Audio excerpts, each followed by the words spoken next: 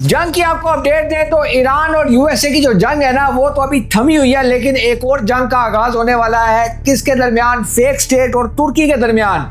क्योंकि अभी रिसेंटली क्या हुआ है, कुछ दिनों पहले सीरिया के अंदर एयरबेस के ऊपर हमला हुआ है, जब तुर्की की आर्मी वहां से विजिट करके गई है। किसकी तरफ से? फेक स्टेट ने हमला किया है। बेसिकली अगर आप इस मैप के ऊपर देखें, वर्ल्ड मैप के ऊपर, तो तुर्की और फेक स्टेट के दरमियान आता है सीरिया, ठीक है। और अगर तो फेक स्टेट को तुर्की तक पहुंचना है तो उसको सीरिया को पार करना पड़ेगा। अब तुर्की भी इस चीज को जानता है, तो तुर्की की कोशिश है कि सीरिया के अंदर तुर्की डोमिनेंस में हो, जबकि फेक स्टेट की कोशिश है कि फेक स्टेट सीरिया के अंदर डोमिनेंस हो, ताकि कल को उसको ऑक्युपाई करने में और ग्रेटर फेक स्टेट बनाने में आसानी हो। तो सीरिया की वो वाली मिलिट्री बेस जो तुर्की के बॉर्डर के करीब है, उस पे ये हमला किया है फेक स्टेट ने कुछ दिन पहले। तो उसके बाद तुर्की की तरफ से सीरिया के अंदर वेपन्स को डिप्लॉय किया जा रहा है, और उसके अलावा जो मेडिटेरियन सी है वहां पे भी नेवी को उतारा जा रहा है तुर्की की तरफ से, और इसके अलावा फेक स्टेट की तरफ से भी अपनी आर्मी को तैयार किया जा रहा है, यानी फेक स्टेट की तरफ से अपने जानवरों को तैयार किया जा रहा है। अब देखा जाए तो ईरान ने ही फेक स्टेट की चीखें निकलवा दी पिछले कुछ महीनों के अंदर, और अब ये तुर्की के साथ पंगा ले रहा है, जिसकी आर्मी भी एडवांस है, जिसकी एयरफोर्स भी एडवांस है, और उसके अलावा जिसकी नेवी भी एडवांस है, टेक्नोलॉजी भी एडवांस है। और एक और बात के ईरान को अब दूसरे तरीके से तोड़ने की कोशिश की जा रही है। हमले करके नहीं तोड़ा गया तो अब ये क्या कर रहे हैं कि इकोनॉमिक प्रेशर डाल रहे हैं, और उन सब कंट्रीज के ऊपर सैंक्शन लगाने की बात कर रहा है अमेरिका,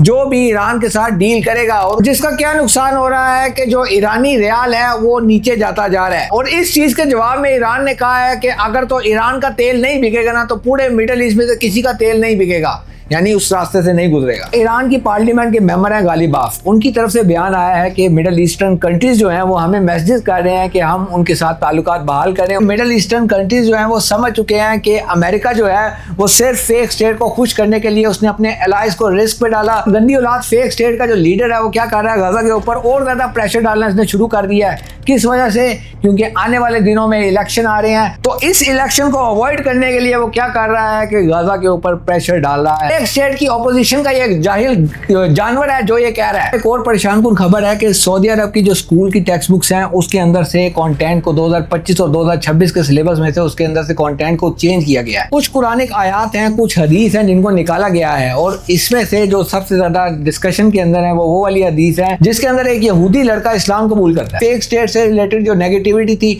इस टेक्स्ट बुक्स के अंदर, उसको भी निकाला गया है, और उसके अंदर जो मैप है दुनिया का जिसके अंदर फलस्तीन है उसको भी चेंज किया गया है। उसका नाम ही वहां से रिमूव कर दिया गया है फलस्तीन का, और वहां पे ब्लैंक जगह छोड़ दी गई है। और फ्रेज वहां पे लिखी थी कि नेवर गिव अप जेरूसलम, इस चीज को भी वहां से रिमूव कर दिया गया है। अल्लाह मुसलमानों की हिफाजत फरमाए। आप इस बारे में क्या सोचते हैं कमेंट्स में जरूर बताइएगा।